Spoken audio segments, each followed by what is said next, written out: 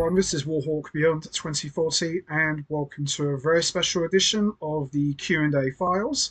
And for those of you out there who probably know this, or there might be some who may not be aware of this, on June 27, 2014 marks 12 years that the channel made its debut. So I thought, what better way to celebrate and commemorate the 12th anniversary of the channel by having a Q&A session. And it's been a long time since I've done a Q&A, so I thought it would be a really cool and fun idea to put it out there. And I reached out to all of you and said, if there's any questions that you would like to ask me, or if there's anything that you would like to know, feel free to leave your questions in the comments down below, and I will happily answer all of them on a special edition of the Q&A files. And I have to say, putting all of this together, I was very impressed with a lot of the questions you posted to me. There are some fantastic questions that you guys asked me. There were some that caught me by surprise in a good way. And, I went through all of them and I loved them. So I thought this would be a really good opportunity to just sit down and answer all of your questions. So, with that all said, let's kick things off. Let's get straight into it. Let's answer your questions. So, first question I have here is from Richard Abia 9735. Who is your favorite superhero and why? Very good question. My favorite superhero is, of course, Batman, because I find him to be the most relatable and the most believable. And he has no special powers. He trained himself to the point of physical perfection. He trained his mind. He's very knowledgeable, and he pushed himself beyond his human limits and capabilities.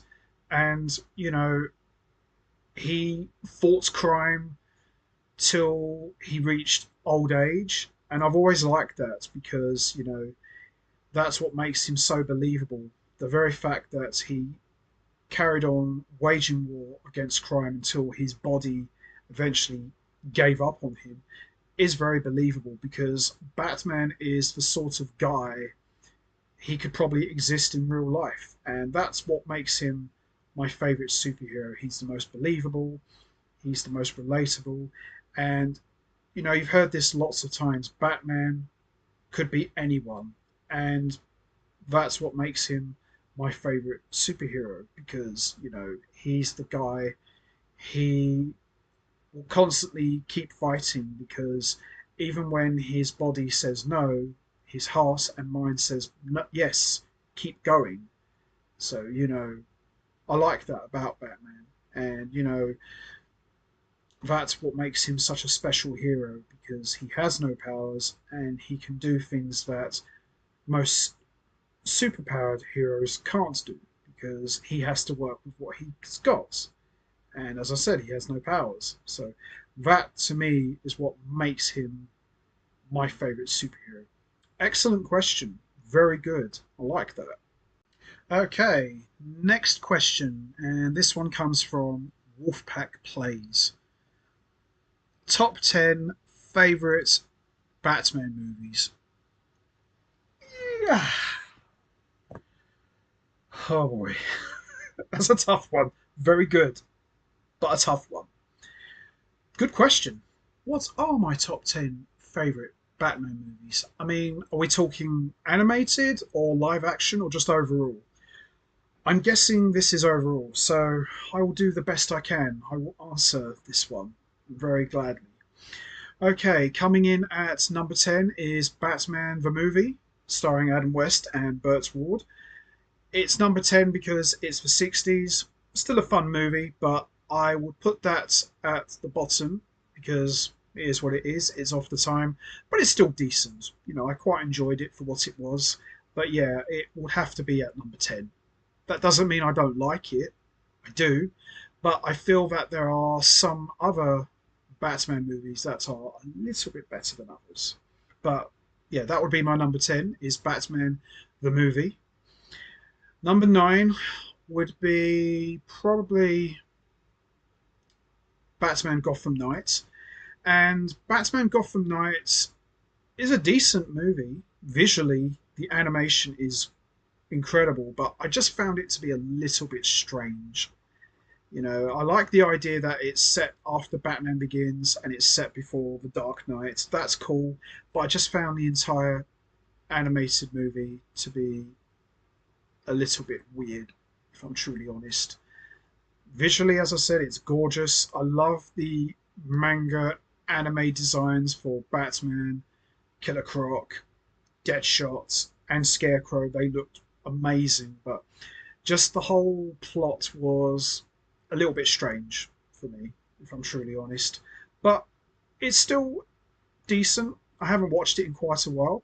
May go back and see it soon. But yeah, that would be my number 9, Batman Gotham Knight.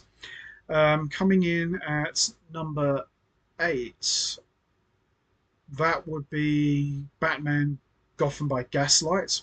Very enjoyable. I love the idea of Batman existing in Victorian times and battling Jack the Ripper. I think that's really cool. And it's Elseworlds, and Elseworlds, as we all know, have always come up with lots of cool concepts, and I love that concept. A Victorian version of Batman prowling around in Victorian Gotham City. I think that's really cool.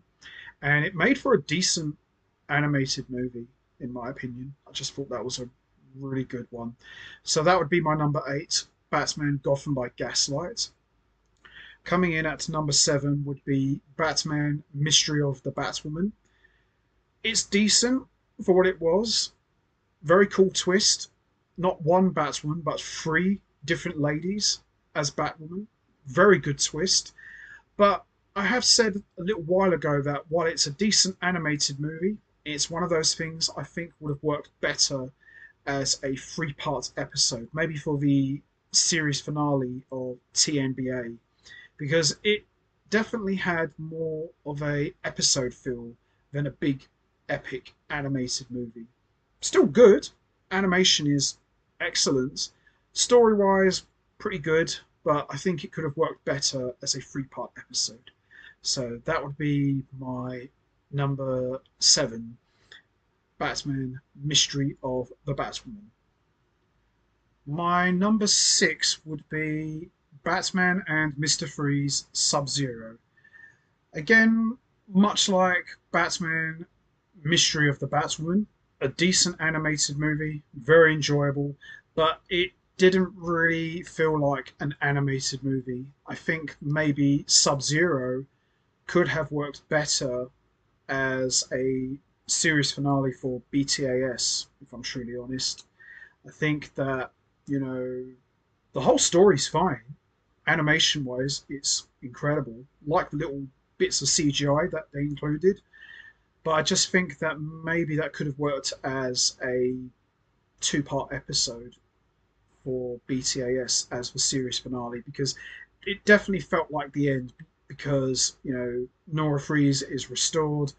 Mr. Freeze is alleged to be dead, even though we do see him at the end limping away with his 2 polar bears into the blizzard. You know, I think that would have made for a very cool ending, no pun intended, for BTAS, if I'm truly honest.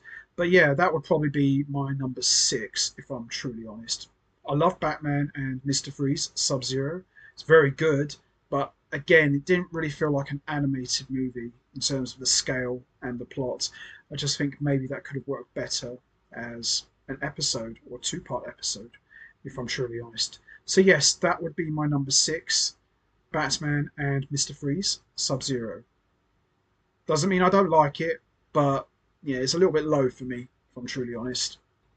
Okay, coming in at number 5 is Batman Returns. I absolutely love Batman Returns.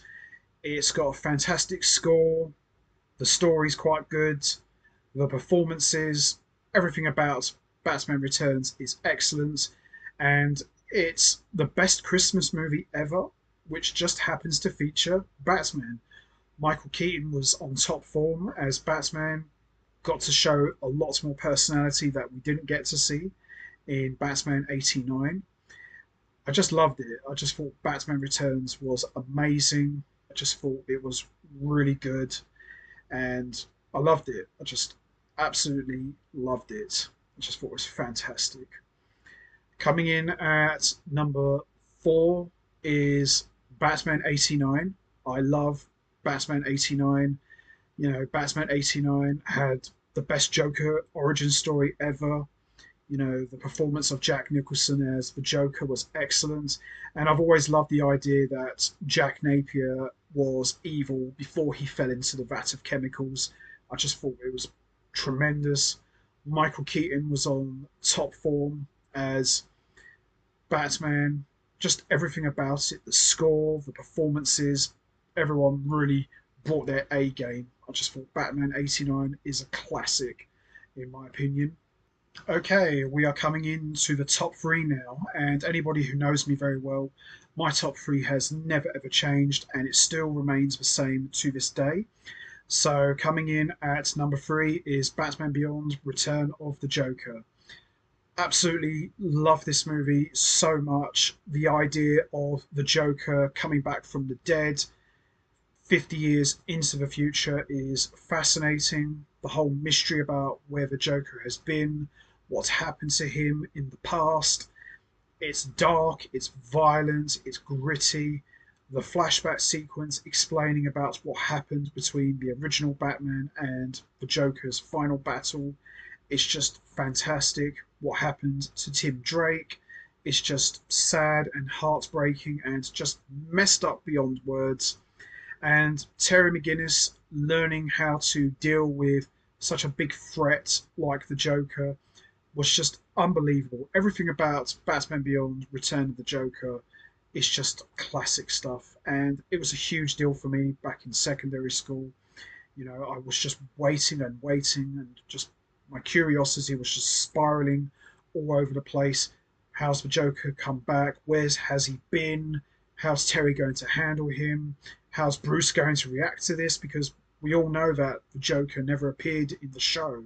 So that really begged a bigger question, pardon the pun. Why now? So it was just unbelievable. So yeah, that would be my number 3, Batman Beyond Return of the Joker. And coming in at number 2 is Batman Under the Red Hood. Absolutely love it.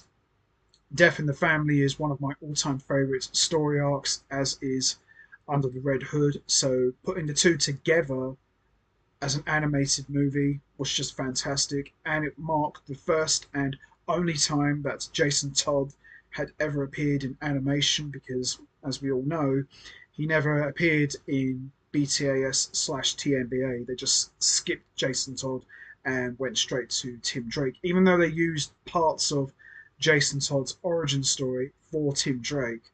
You know, it bothered me a lot. Why can't we have Jason Todd in animation? So the very fact that they saved the best till last, brought out this animated movie with Jason Todd, it just made perfect sense. And I'm quite amazed that this movie didn't get an R rating, because it's bloody, it's gory, it's really violent, you name it. Batman Under the Red Hood is a hard hitting classic, and I love it. Just one of the absolute best animated movies ever. And coming in at number 1, which shouldn't really come as a surprise to anyone, it's Batman Mask of the Phantasm, the first ever DC animated movie, the first ever Batman animated movie. The Phantasm, this mysterious vigilante who looks up the Grim Reaper/Shredder, going around executing and taking out members of the Valestra mob, and it's all linked to a person from Bruce Wayne's past, which is, of course, Andrea Beaumont. And we had this big, massive flashback sequence showing that Bruce Wayne was almost not going to be Batman. He was going to get married to Andrea Beaumont. It's just an incredible story. Batman is framed. The police are after him. The Joker is involved as well, even though he's not technically the main villain, but he still has a big part in it. Everyone brought their A game. Kevin Conroy has never ever sounded better than he did in Batman Mask of the Phantasm. He went in there, delivered the performance of his life, just incredible. Mark Hamill, they finally let off the shackles and chains. He was finally allowed to be the Joker that we all know. He was at his dark, gruesome, and creepiest best. He was fantastic. Dana Delaney was amazing as Andrea Beaumont. She brought so much emotion and energy and power into her vocal performance. Just everything about Batman, Mask of the Phantasm is just epic. And 30 plus years later, it still remains my all time favourite Batman animated movie. So there you have it, my top 10 favourite Batman movies. Excellent question. Thank you so much for asking me that. Whew. Wasn't easy, but you know, there you have it. Now, some of you are probably wondering, why didn't you mention some of the Nolan films?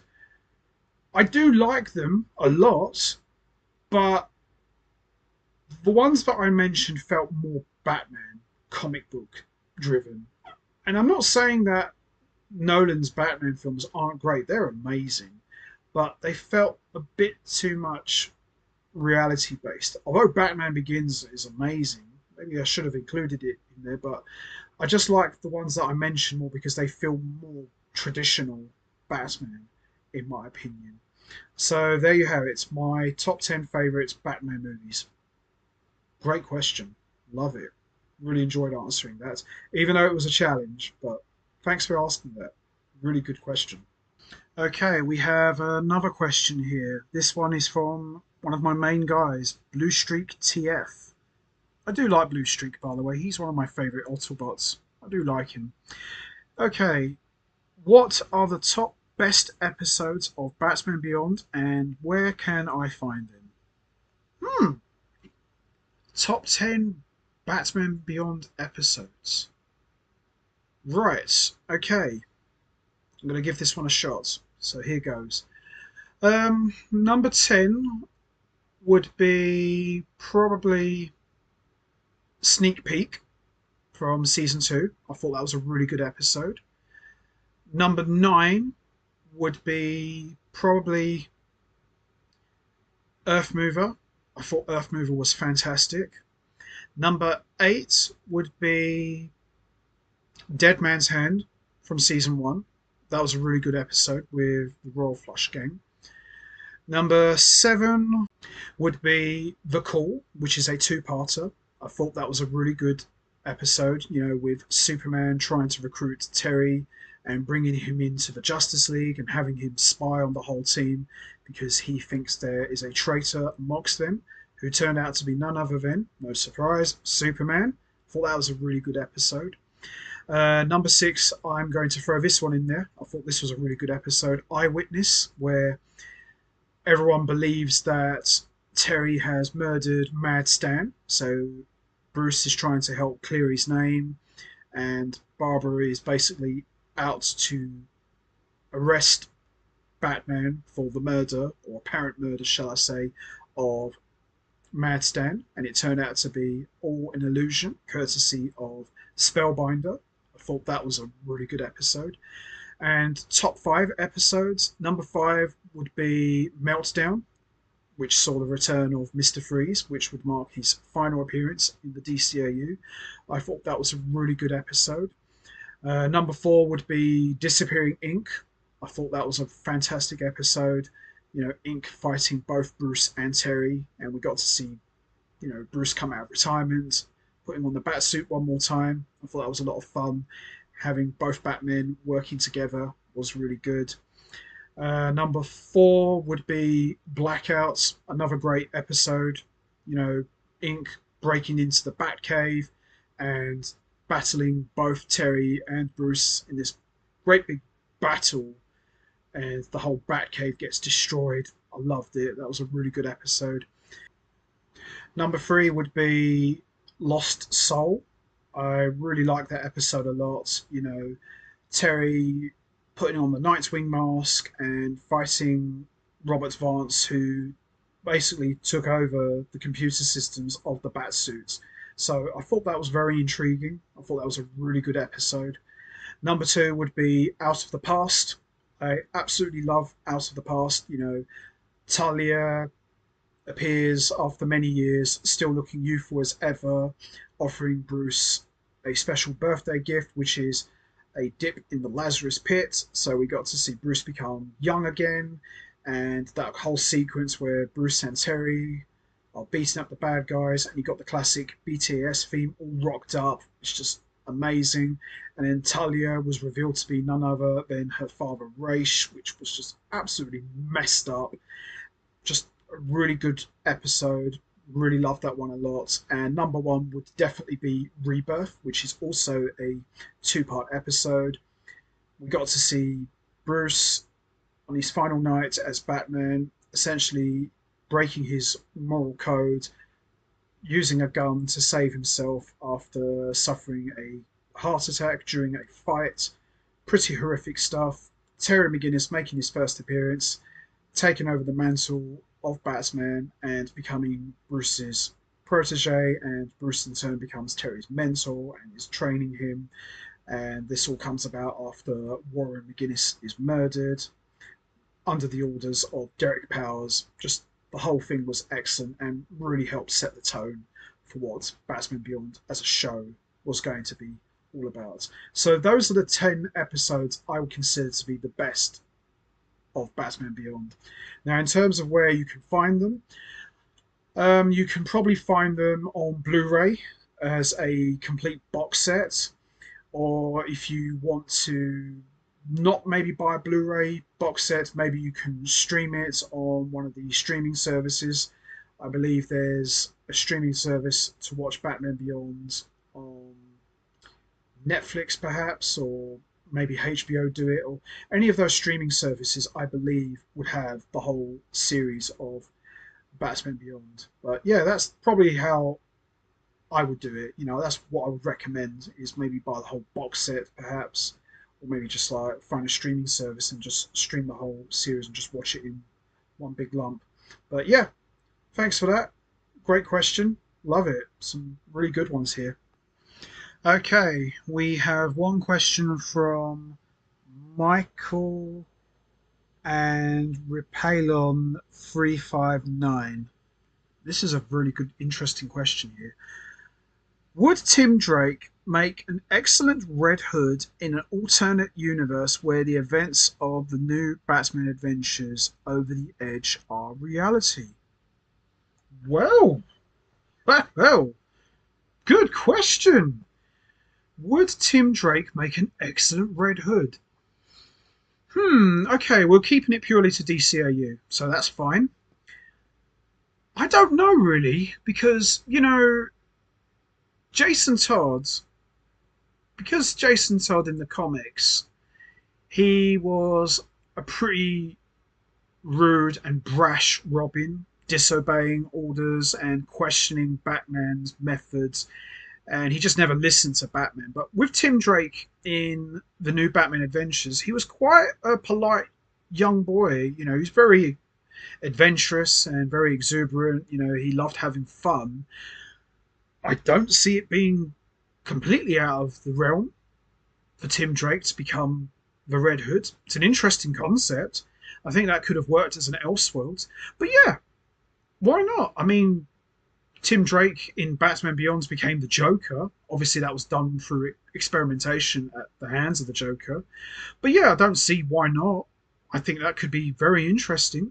Imagine that, this lovely little boy like Tim Drake, who loved the idea of being Batman's partner, having fun, fighting crime, and he just completely switches to the dark side, becoming the Red Hood.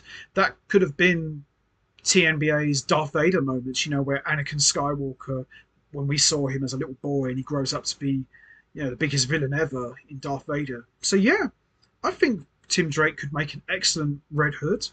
It's interesting. I like it. Good question. What are your favorite standalone comic book series slash graphic novels out there, regardless if they're DC, Marvel, Dark Horse, Vertigo, or even manga?